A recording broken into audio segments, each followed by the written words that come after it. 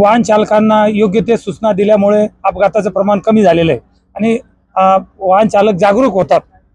त्यांना कसं माहिती नाही राहत आणि घाबरून जातात प्रवास करताना. तर सर्वप्रथम त्यांनी सीट बेल्ट लावून प्रवास करायला पाहिजे. सीट बेल्ट जर नाही लावलं तर खूप म्हणजे नुकसान होतं आणि सीट बेल्ट लावल्यामुळं एअर बॅग उघडतात, त्यामुळं थोडं इंजुरी वगैरे कमी होती.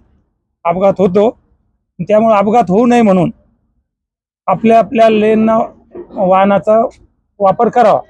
ठराविक लेननेच मोठी गाडी 80च्या लेनवरच चालायची, लेन कटिंग करायची नाही. मोठी आणि छोटी गाडी 120च्या लेन नाही चालायची. ओव्हरटेक करताना उजव्या बाजूनेच ओव्हरटेक करायचा, माग आणि पुढे बघून ओव्हरटेक करायचा. नशा पाणी करून वाहन चालवायचं नाही समृद्धी महामार्गावर.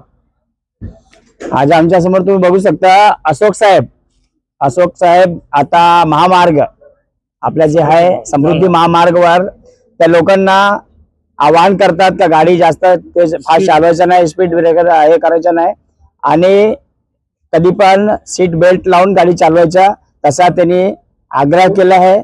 त्यांच्या विचारधारा मी बघून आता लोक पण बघितलं, पूर्ण आले सर्व लोक आले. त्यांना सांगता येते का म्हणजे ओव्हर रोड चालवायचं, ओव्हर स्पीड गाडी नाही चालवायचं आणि कधी पण ओव्हरटेक नाही करायचं.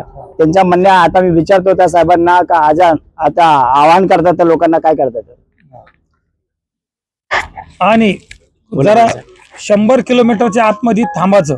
जरा झोप येत असली तर हॉटेल्स, पेट्रोल पंप इथे तोंडावर पाणी मारायचं, थोडं फ्रेश व्हायचं आणि मगच गाडी चालायची. तिथं सारखं गाडी लगातार चालवायची नाही, रात्रीच्या वेळेस पण आणि दिवसा पण फ्रेश व्हायचं. मग हे कारण काही करमणूक नाही तर ऑटोमॅटिक डोळे लागतात आणि काही हालचाल करायची गरज राहत नाही. त्यामुळं आणि जास्तीत जास्त अपघात हे ड्रायव्हरच्या चुकीमुळेच होतात.